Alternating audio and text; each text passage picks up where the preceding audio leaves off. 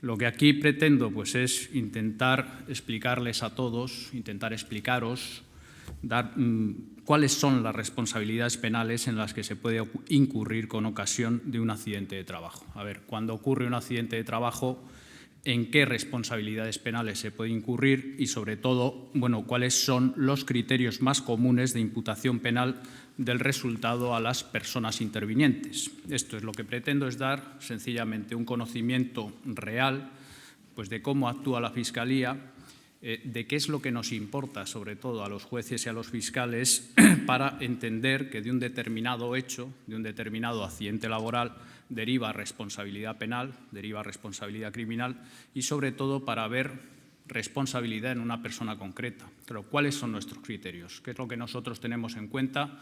¿Qué es lo que nosotros valoramos para decir fulanito es responsable de este delito y de este otro y por eso pues, te llevo a juicio y te pido estas penas de prisión y estas multas?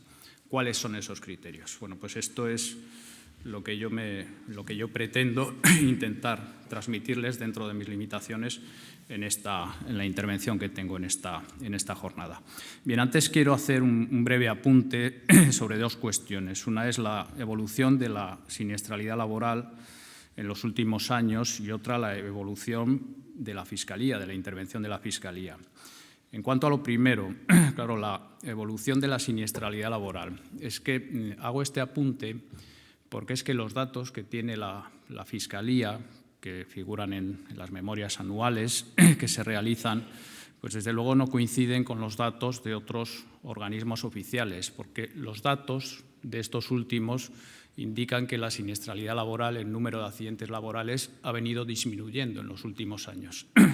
Bueno, pues en lo que respecta a la Fiscalía, en lo que hace referencia a la Fiscalía, esto no ha sido así. Hay que hacer dos matizaciones. Claro, es que la Fiscalía solamente cuenta los accidentes laborales finalmente judicializados y, además, únicamente los accidentes laborales que derivan de la infracción de la normativa de prevención. Claro, accidentes in itinere y eso, pues eso nada, no los tenemos en cuenta. Pero claro, es que si miramos las cifras que constan en las memorias de la Fiscalía, ya digo, pues es que quizá la evolución ha sido hasta la contraria. O sea, muy brevemente doy aquí algunos datos. Claro, vamos a ver, con un matiz. Donde sí descendió fue en el año 2010, pero luego, claro, en el 2011 y 2012 es que ha vuelto a remontar. O sea, ya me gustaría a mí que hubiera bajado, porque, entre otras cosas, que tendría menos trabajo, pero no ha sido así. No ha sido así. En el 2009, por ejemplo, se incoaron de causas incoadas por accidente de trabajo con resultado de lesiones, hubo 183, solo en Barcelona ciudad y en la provincia de Barcelona. Que, bueno, el dato se dice rápido, pero es una barbaridad, son muchísimas, son muchas, porque además por causas incoadas con resultado de muerte o fallecimiento del trabajador hubo más de 30, 33, son muchas. Luego, en el 2010, pues la cifra se redujo bastante, yo no sé muy bien por qué, de 183 se pasó a 135, pero claro, es que en el 2011 138 y en el 2012 145, volvió a subir. Y con los accidentes con resultado de fallecimiento o muerte del trabajador pasó lo mismo. Bajó a 17 en el 2010, pero cuidado, es que en el 2011 hubo 30 y en el 2012 finalmente 26. Bueno, yo me limito a apuntar el dato, pero claro, lo quiero poner de manifiesto. O sea, desde el punto de vista de la Fiscalía y de los juzgados que tramitan estos procedimientos, pues la siniestralidad laboral en absoluto ha bajado. Los accidentes judicializados pues, siguen en un nivel muy alto e incluso el último año pues, han ido a más. Claro, también quiero hacer una breve mención a la evolución de la intervención de la Fiscalía en esta materia.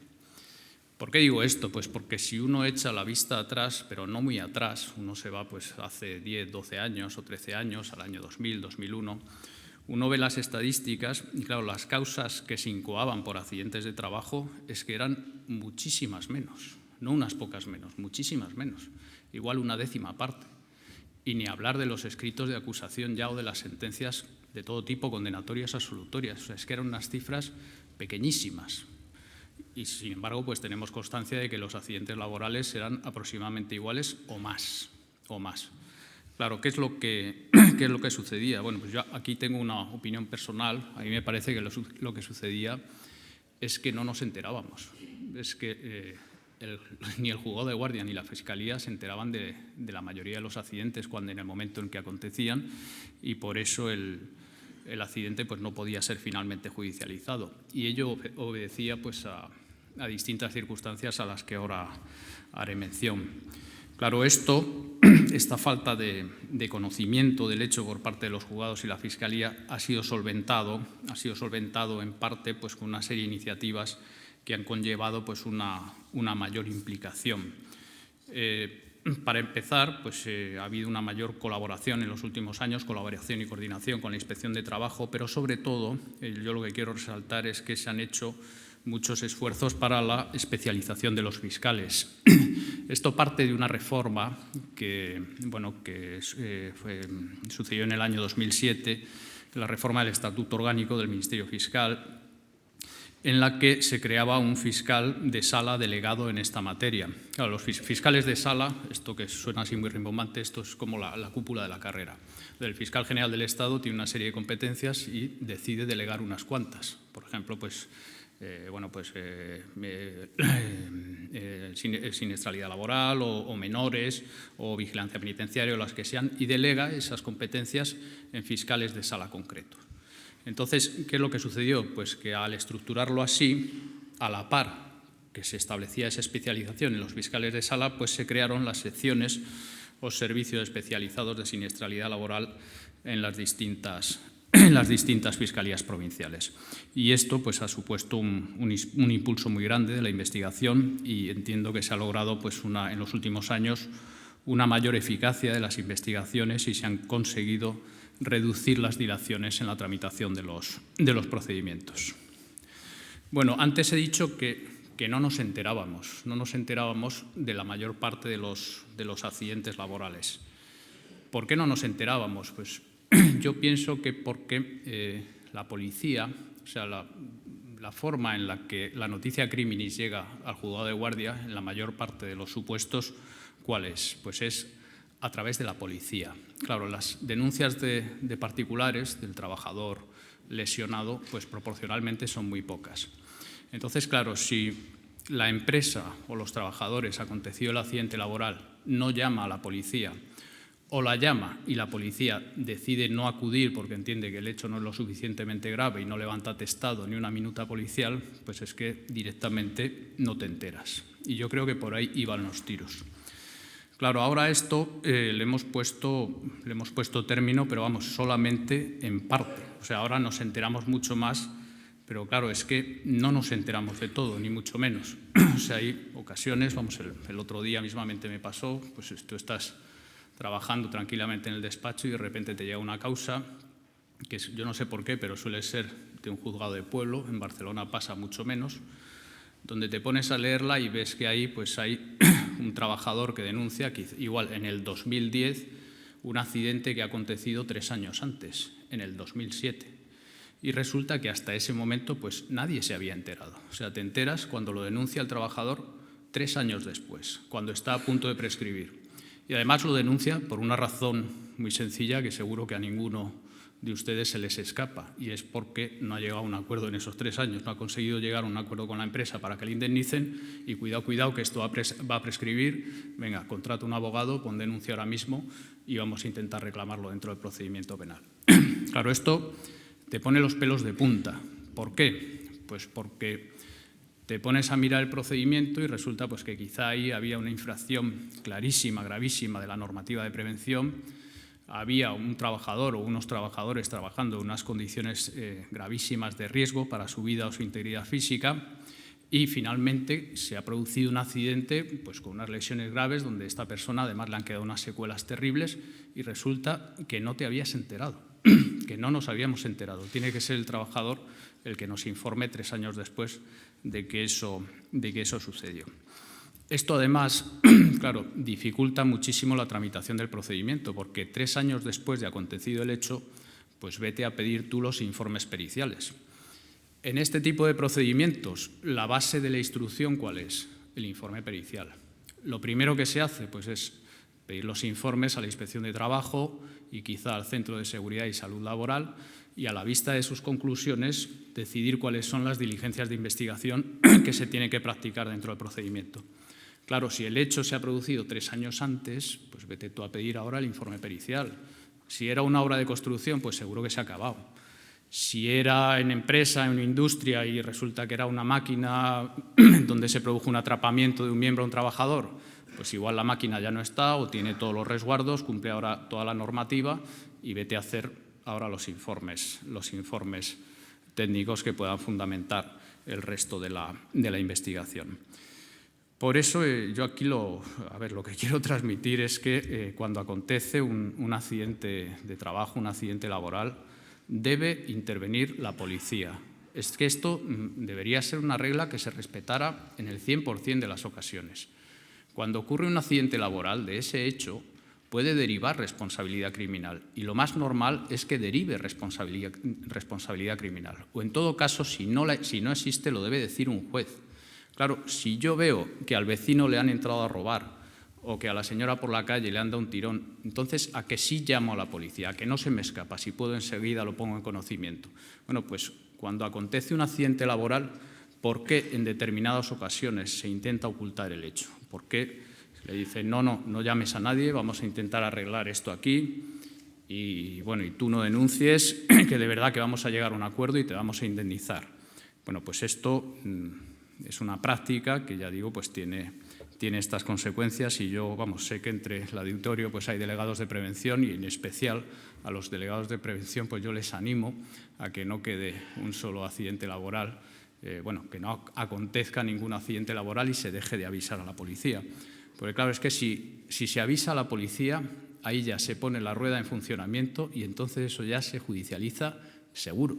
O sea, acude la policía, levanta su atestado o su minuta informativa o lo que sea y eso ya no puede parar. Eso va al juzgado y es una rueda que ya ha comenzado, el asunto ya está judicializado y se le da, en el futuro pues se le dará una respuesta razonable en la que se satisfaga a la víctima o al ofendido, reciba su indemnización y se depuren las responsabilidades a las que haya lugar.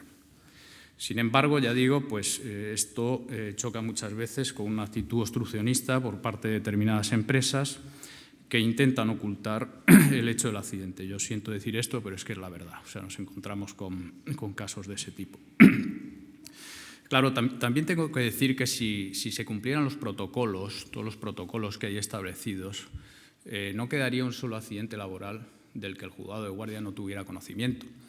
¿Por qué? Pues porque además del atestado policial o la denuncia del particular, el juzgado se puede enterar por una tercera vía, que es mediante la remisión del parte de asistencia médica que se emite cuando se presta la asistencia médica al lesionado u ofendido. No sé si ustedes lo saben, pero cualquier centro médico que atienda a cualquier persona que vaya con heridas y manifieste, siempre ¿esto cómo te lo has causado? Y manifieste pues, que ha sido por un hecho del que pueda derivar responsabilidad criminal, pues ese centro médico está obligado a remitir una copia del parte de asistencia médica al juzgado de guardia. Claro, ¿qué es lo que sucede aquí? Pues aquí, claro, si eso es así, pues ¿por qué el juzgado no se entera de todo? Se preguntarán ustedes. Bueno, pues por una razón sencilla. Uno cuando entra de guardia de incidencias, las guardias aquí en Barcelona pueden ser de detenidos o de incidencias. La de detenido es donde te pasan personas detenidas. La de incidencias es donde recibes pues, toda la documentación correspondiente a todos los delitos que en un solo día se cometen en la ciudad de Barcelona. Pues yo les aseguro que es impresionante. O sea, yo llevo 20 y pico años ya en esto, pues a mí me sigue impresionando cuando me dejan el bloque de asuntos encima de la mesa. Digo, pero ¿cómo puede ser posible que en un solo día se cometan todos estos delitos? Claro, uno se va a la parte correspondiente a la recepción de partes de asistencia médica, cada uno da lugar a la incoación de un procedimiento y claro, tú dices, bueno, pues si yo mando un oficio a la Policía Judicial para que me investigue lo que ha pasado en cada uno de estos asuntos y el que entra de guardia mañana hace lo mismo y al día siguiente vuelve a hacer lo mismo, es que me los cargo. O sea, es que inutilizo a la brigada de Policía Judicial, no da abasto y además en la mayoría de los casos pues sería de forma infructuosa porque muchos o la mayoría pues se corresponden a accidentes in itinere de los que en principio no deriva responsabilidad o al menos por siniestralidad laboral o no tienen nada que ver con la infracción de la normativa de prevención. Es ahí donde quiebra el sistema, es aquí donde quiebra. Además, muchas veces del parte médico pues no no contiene datos suficientes que le hagan al juez pensar que de ese hecho pueda derivar responsabilidad criminal. Entonces, claro, ¿la conclusión cuál es? Pues que el juez dice, ve el parte, incoa el procedimiento y dice, bueno, pues espero denuncia. Como yo aquí no tengo datos suficientes y además no puedo investigarlo todo porque no tengo medios suficientes, espero denunciar al particular o que la policía me diga algo. Si la policía no ha ido, el particular no denuncia, pues ya está el lío montado. Ya tenemos la situación a la que vengo haciendo referencia. O sea, esta es la visión real que yo les quiero transmitir, de cómo es la práctica. Bueno, vamos a meternos en materia. A ver, ¿cuál es la responsabilidad penal a la que puede dar lugar un accidente de trabajo? ¿Cuáles son las previsiones penales que se contemplan en el Código Penal en esta materia de responsabilidad, de siniestralidad laboral? Perdón. Bueno, pues un accidente de trabajo puede dar lugar a la comisión o la perpetración del delito especial, por llamarlo de alguna forma, delito especial contra los derechos de los trabajadores del artículo 316, ¿vale? O el delito genérico, especial genérico, de homicidio o lesiones ocasionados por imprudencia, de los artículos 142 y 152 del Código Penal. A ver, especial ¿por qué? Especial porque solamente lo pueden cometer determinadas personas, no lo puede cometer todo el mundo. ¿Quién lo puede cometer? Solo los legalmente obligados a proporcionar las medidas de seguridad. Yo no lo puedo cometer porque no soy empresario, ni soy director de fábrica o jefe de obra. No, yo no tengo, pues, aunque vaya a una obra y me pongan allí, pues yo no podría cometer ese delito. Yo no puedo cometer una prevaricación judicial porque no soy juez. Yo no puedo cometer una malversación de fondos públicos porque sí soy funcionario público, pero no tengo a mi disposición caudales públicos de los que apropiarme o distraerlos. ¿De acuerdo? Por eso se le llama delito especial, porque únicamente lo pueden cometer determinadas personas. Junto a ese, ¿cuál está? Los delitos genéricos de homicidio o lesiones por imprudencia.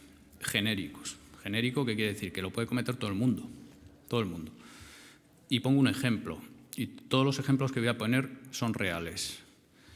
Esto era el caso de una obra de construcción donde había posibilidad de interferencia de las grúas, eran grúas torres y había posibilidad de interferencia y no existía plano de grúas, no se había hecho plano de grúas. No figuraba en el plan de seguridad, no había sido aprobado por el coordinador de seguridad y entonces un día pues el gruista deja la carga, o sea, manejando una de las grúas torres, deja la carga suspendida encima de unos trabajadores y se va a desayunar, que es una imprudencia pues bestial, una imprudencia de caballo.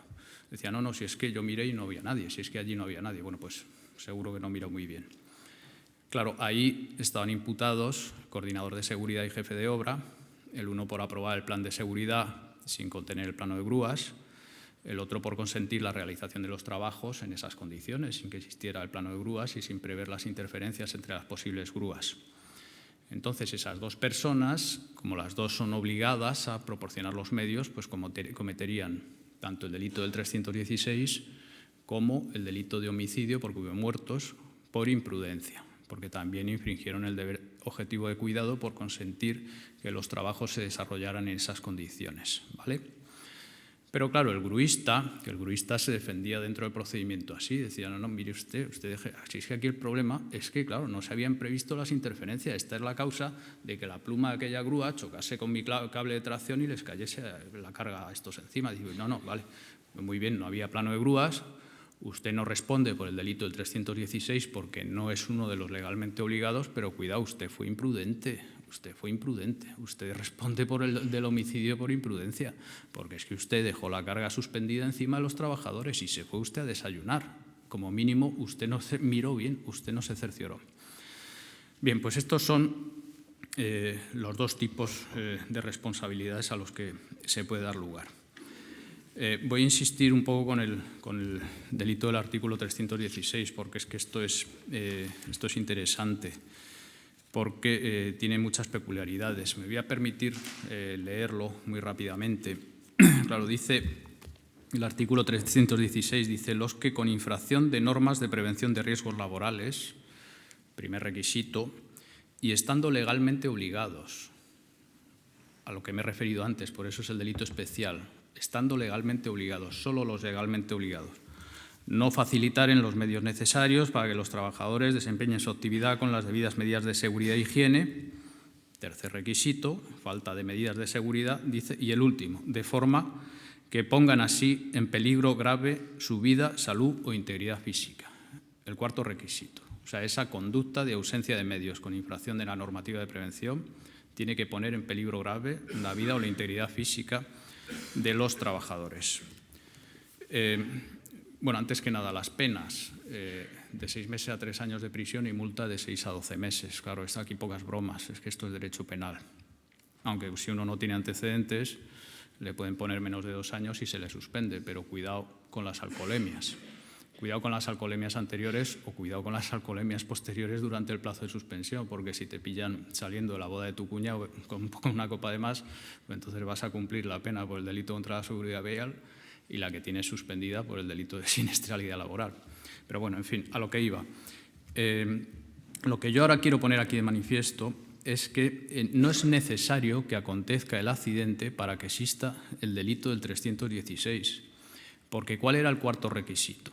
Pues el cuarto requisito era que se dé una situación de peligro, de riesgo grave para la seguridad del trabajador. O sea, el tipo penal no está diciendo que acontezca un accidente donde esta persona resulte fallecida o lesionada, no.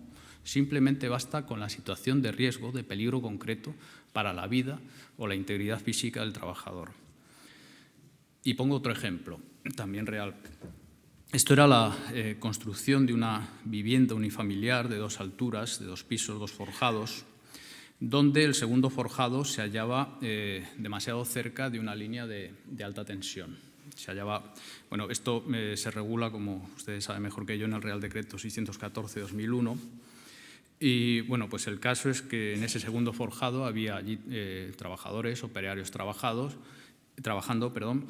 y desde un punto del forjado hasta la línea de alta tensión había solamente 3 metros y al parecer pues el Real Decreto dice que la distancia mínima debe ser de 5 metros. Entonces, bueno, pues allí gira, visita la inspección, lo ve, paraliza los trabajos y bueno, pues extiende acta de infracción, lo manda a la Fiscalía, el informe con el acta de infracción, por entender que esos trabajadores, bueno, que existían esas medidas, esa falta de medidas de seguridad y por entender que esos trabajadores estaban corriendo un riesgo grave para su vida o para su integridad física porque existía riesgo de electrocución.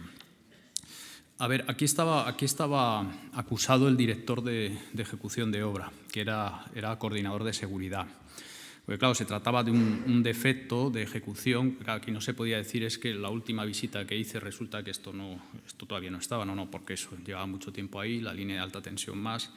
Entonces él, que tenía conocimientos o debía tenerlos, pues debía haberse dado cuenta del defecto grave de seguridad y haber adoptado alguna decisión.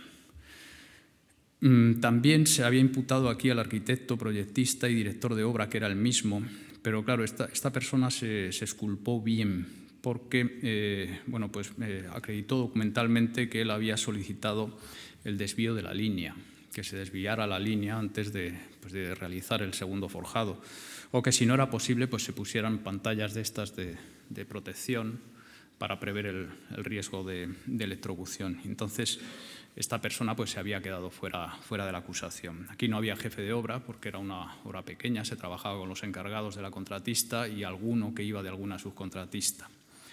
Bueno, pues, ¿qué es lo que quiero yo transmitir aquí? Que ya tenemos el delito del artículo 316.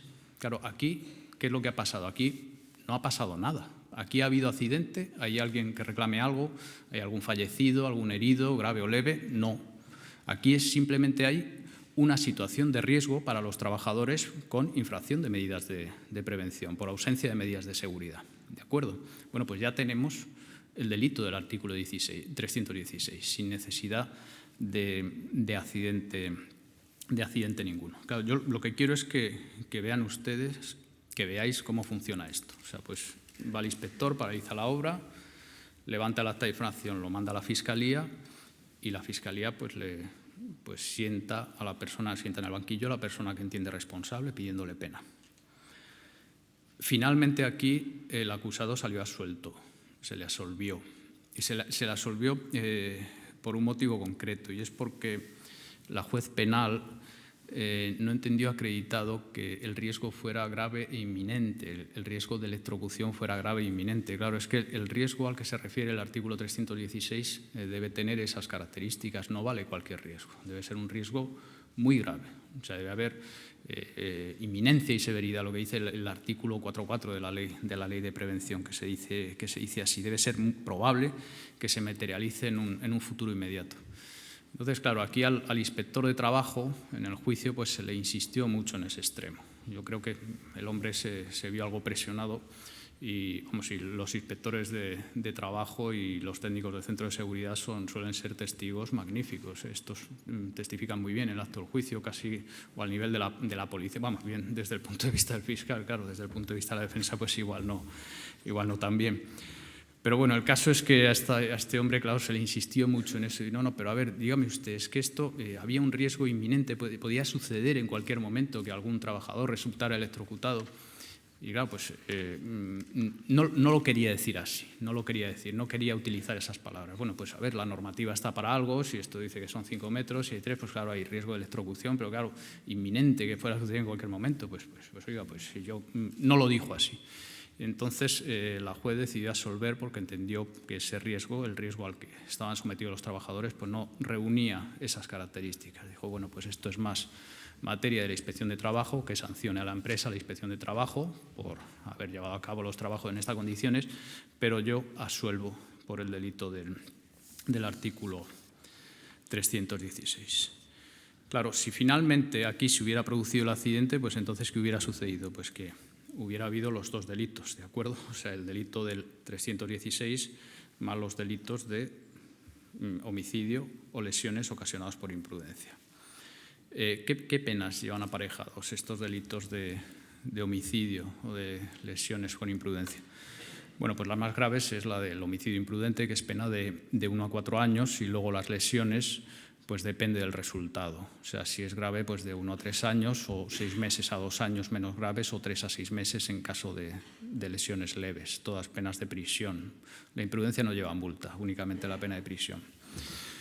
¿Qué es lo que sucede? Bueno, pues que cuando el resultado lesivo es múltiple, pues ahí sí que está el lío montado. Esos son los supuestos más problemáticos, al menos desde el punto de vista de las personas acusadas.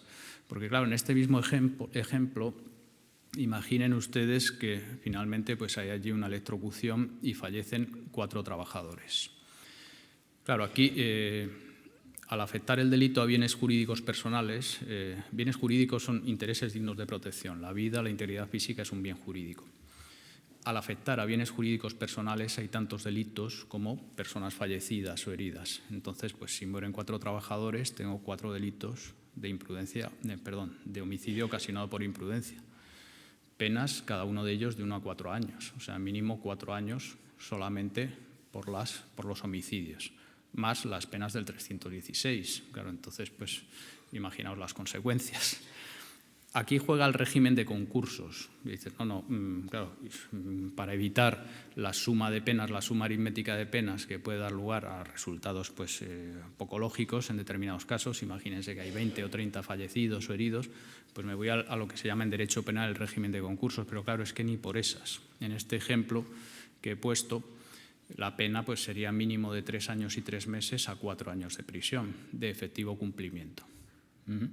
Entonces, claro, ahí está el lío montado. O sea, porque, por supuesto, pues los responsables no quieren entrar en prisión, todo menos entrar en prisión. Sustitúyame usted parcialmente las penas, me sustituye esta, me pone una multa. Una multa, mire, aunque sea de cuantía, yo hago algo, yo la pago, pero todo menos entrar en prisión. Bueno, vamos a ver. Me voy a centrar ahora en cuáles son los criterios de imputación. A ver, cuáles son las personas, o sea, ya hemos visto en qué responsabilidades penales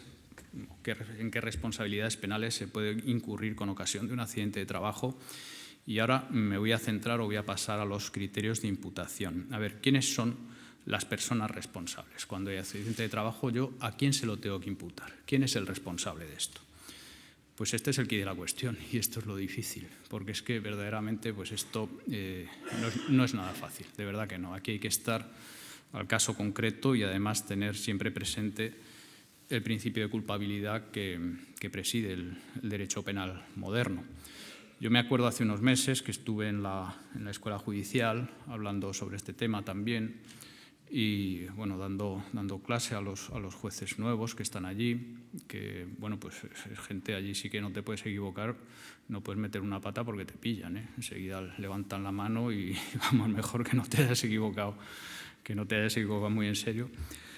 Y bueno, pues el caso es que, claro, yo dije, bueno, pues aquí yo voy a barrer un poco para mi casa e intenté darles pues una serie de pautas de imputación. Intenté primero decirles lo que no tenían que hacer. Claro, les digo, bueno, mirad vosotros, sobre todo, no imputéis al legal representante. Digo, pues es que eso no vale para nada. El legal representante de la empresa es que nunca es responsable.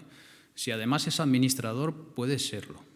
En algunos casos, en casos determinados, pero el legal representante, por su condición de legal representante, jamás es responsable. Y además es que si le imputáis, pues podéis pensar, como sucede en muchas ocasiones, dice, no, pues yo ya tengo un imputado, el legal representante, pido el informe a la inspección, la hoja histórico penal y le pongo el auto pasándolo a procedimiento abreviado, finalizo la instrucción. O sea, es que nos encontramos instrucciones así. Bueno, pues les dije eso y enseguida allí levantó una chica que era muy belicosa, levantó la mano rápido y digo, bueno, pues y si no imputamos a esa, ¿a quién tenemos que imputar? Venga, pues diga, ¿a quién tenemos? Bueno, pues es que no es tan fácil, si es que esto verdaderamente pues tiene su miga.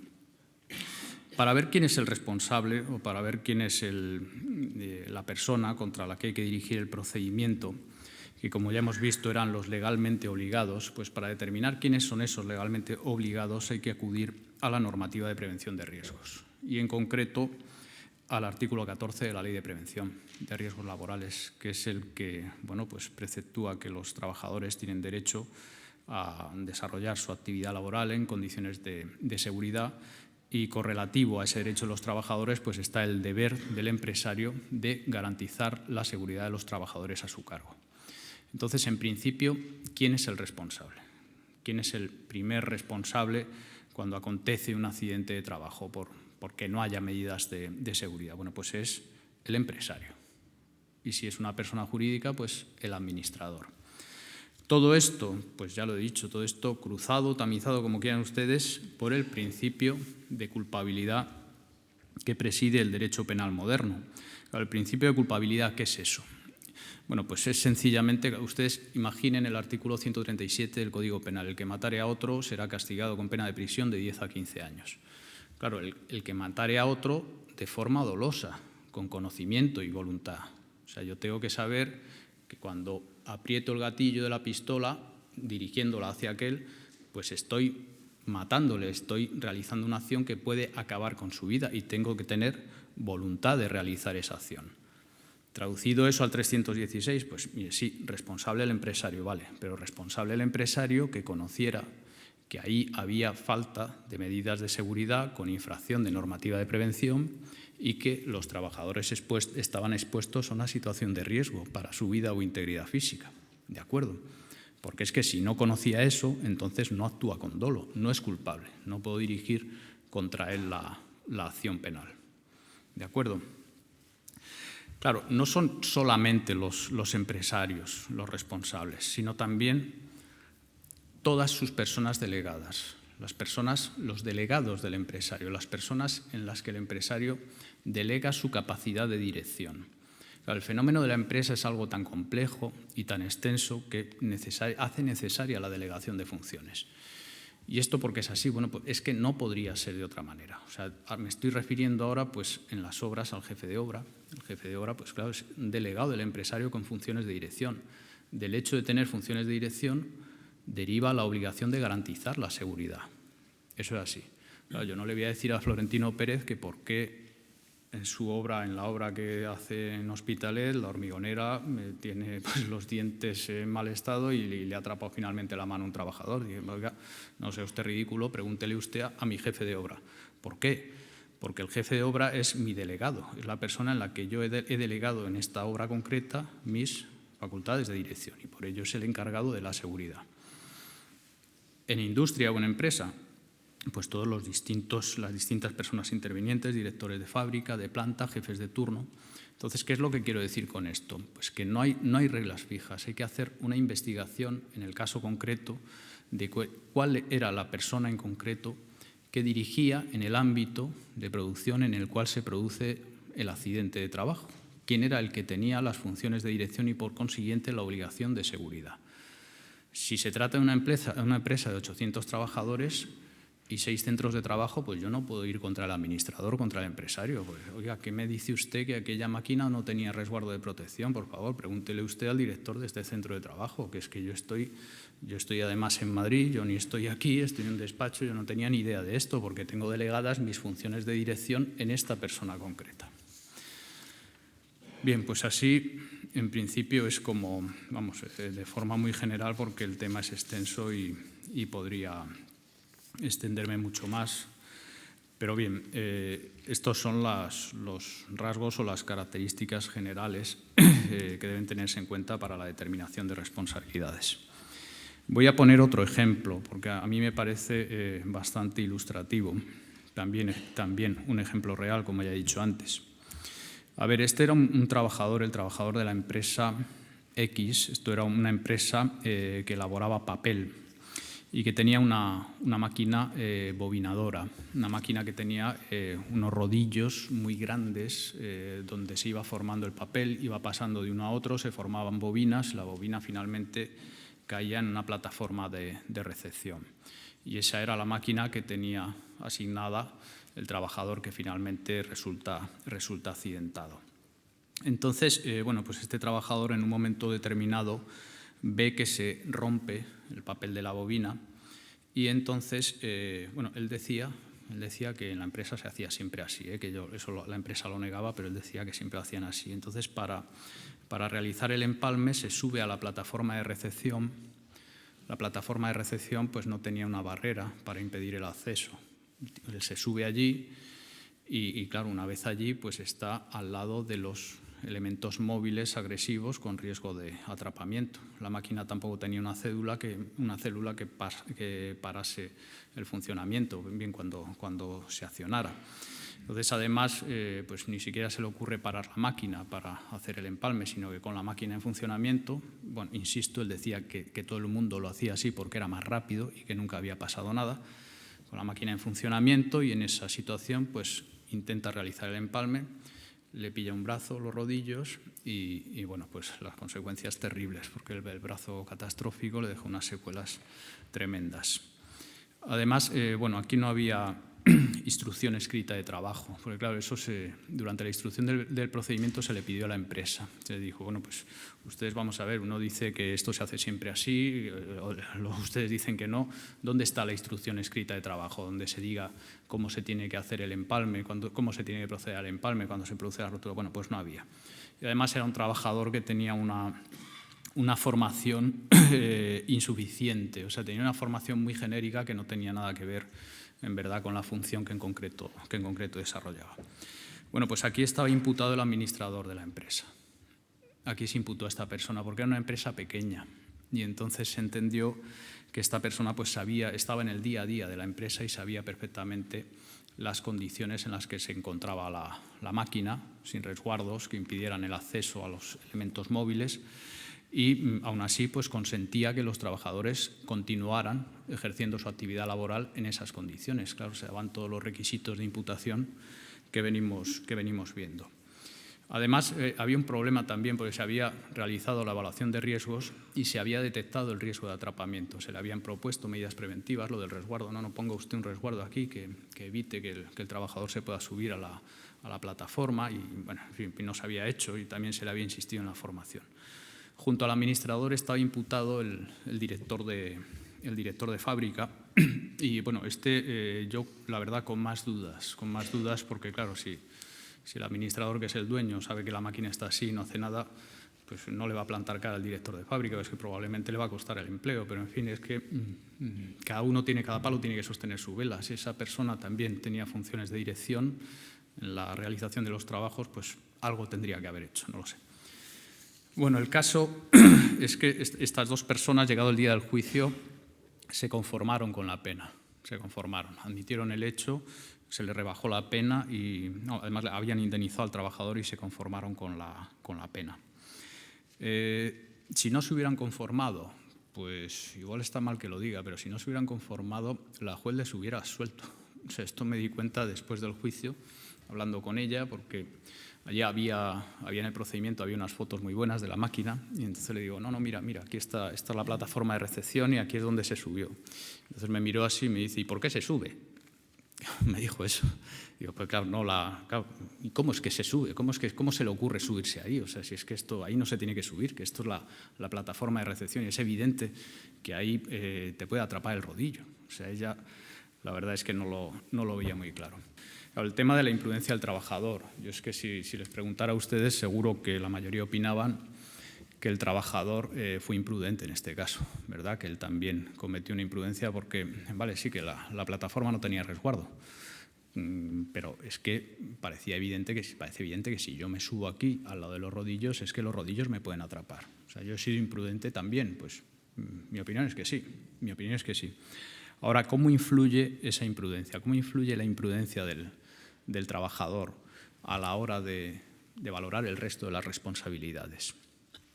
Bueno, a ver, pues yo aquí lo que quiero decir es que toda la legislación de prevención de riesgos laborales se basa en el principio de desconfianza. El resto de las relaciones sociales se basa en el principio contrario, en el principio de confianza. Yo confío en que aquel con el que me cruzo va a actuar de forma diligente. Yo voy conduciendo por la calle Aragón a 60 por hora. El límite es 50. Yo voy a 60. Ya me estoy pasando un poco confiando en que el error del velocímetro, tal, no sé qué. Y de repente el peatón que está en la acera y cuando paso por su lado pues se me tira encima del capó y lo mato y me lo cargo. Claro, usted a mí no me puede imputar ese resultado porque esta persona ha roto el principio de confianza, no ha actuado de forma diligente. Yo, si hubiera ido a 40, el resultado se hubiera producido igual. Esta sería una línea de defensa muy valorable. O sea, yo entiendo que pues en ese caso, en el ejemplo que he puesto, pues como mucho se le podría condenar por una falta, por una imprudencia leve. Bueno, pues usted es que iba a exceso de velocidad un poquito, pero iba a exceso de velocidad, pero en ningún caso por delito. En el ámbito de la siniestralidad laboral es que no es así. Es que aquí juega el principio de desconfianza. Porque lo digo yo, no, porque lo dice la Ley de Prevención en el artículo 15.4. Es que la eficacia de las medidas de seguridad, dice este artículo, debe prever las imprudencias no temerarias del trabajador. Y esto tiene su sentido, Y es que yo lo que veo aquí es que la repetición, la reiteración en la exposición al riesgo hace que el trabajador deje de percibir como peligrosa la conducta. O sea, a base de realizar el empalme en la máquina bobinadora 20 veces, pues es que yo dejo de advertir que eso es peligroso. O yo llevo 8 años utilizando la prensa que tiene la doble botonadura para evitar atrapamientos, pero de repente un día descubro que metiendo un palillo en uno de ellos pues voy mucho más rápido. Con esta mano, o sea, dando con la que izquierda aprieto y con esta introduzco y saco. Bueno, pues ese es el motivo por el cual la imprudencia del trabajador en este ámbito, en la mayoría de las ocasiones, pues no tiene eficacia para excluir o disminuir la imprudencia de otras personas intervinientes. Solamente en el caso de que fuera una imprudencia temeraria, absolutamente imprevisible para el empresario, le podría excluir su responsabilidad. Bueno, yo es que no me quería ir sin hablar un poco de la responsabilidad de los técnicos de prevención, medio minuto, porque es que la mayoría de ustedes, lo he mirado en la hoja de asistencia, pues son ustedes técnicos de prevención de riesgos. A ver, en medio minuto, de verdad, que no me extiendo más. En principio, aquí hay que distinguir entre los técnicos de prevención, de servicio de prevención propio y servicio de prevención ajeno. El servicio de prevención propio tiene otras características. Yo veo en la práctica que estos técnicos sí tienen facultades de dirección o mando y que sí pueden dar órdenes a los trabajadores y estar pendientes de la implementación de las medidas de seguridad. Entonces, en principio, yo entiendo que un técnico de un servicio de prevención hay que estar también al caso concreto y ver cada caso, por supuesto, y por supuesto también respetando el principio de culpabilidad, pero sí podrían ser responsables del artículo 316. Los del servicio de prevención ajeno, la mayoría, pues no. Mi opinión es que no, ¿Por qué? Pues aquí, una vez más, hay que acudir a la normativa de prevención de riesgos. Es bastante claro el artículo 31 de la Ley de Prevención y sobre todo el 19 del Real Decreto que regula los servicios de prevención, el 39/97, que dice que estas personas, pues estos técnicos, tienen funciones principales de asesoramiento y apoyo. Hay que estar también, al contenido del contrato que se firma con el servicio de prevención con el empresario, porque, claro, no es lo normal. Yo diría que sería, bueno, pues, en fin, sería un poco rocambolesco ver un contrato donde el servicio de prevención aceptara el mismo implementar las medidas y luego controlar la eficacia de las mismas y controlar a los trabajadores. Esto no se ve, pero claro, si lo que pactan las partes es ley entre ellos. Entonces, si en verdad existiera un contrato así, pues el técnico de prevención sí podría ser sujeto del delito. ¿Pero por qué? Pues que entonces sería un delegado del empresario. Es que el empresario me ha dado potestades de dirección para que esté yo pendiente de implementar las medidas y supervisar las mismas. Se entiende, más o menos. Pero claro, esto en lo que respecta al delito especial del 316. En lo que respecta a la imprudencia, pues es así, la pueden cometer. O sea, el técnico de prevención puede ser responsable de un homicidio, unas lesiones ocasionadas por imprudencia. ¿Por qué motivos? Siempre por los mismos. Los casos que yo tengo, me traía aquí unos cuantos para exponer, muy curiosos, pero ya no me da tiempo. Siempre por el mismo motivo, y es por defectos en la evaluación de riesgos, tanto por dejar de evaluar determinados elementos que debían haber sido objeto de evaluación, como por proponer medidas preventivas que luego resultan insuficientes o ineficaces. ¿De acuerdo? Estas son las dos, las causas por las que se les pide en ocasiones responsabilidad penal a los técnicos de prevención. Ahora, las sentencias condenatorias son muy pocas, de verdad que sí. Hay respecto de los técnicos de servicio de prevención propio, pues hay algunas más, todas incidiendo en eso, de no le condeno porque sea el técnico, sino le condeno porque entiendo que tiene facultades de dirección, y condenas de técnicos de servicio de prevención ajeno son muy pocas. Y ya finalizo haciendo una brevísima mención a los recursos preventivos y delegados de prevención. Bueno, pues aquí digo lo mismo. Ellos jamás pueden ser autores del delito especial del artículo 316, pero como cualquier otro trabajador, si infringen el deber objetivo de cuidado, sí podrían ser responsables de la imprudencia. Pero claro, como lo puedo ser yo o puede ser cualquier persona aquí, si infringe en determinado ámbito el deber objetivo de cuidado.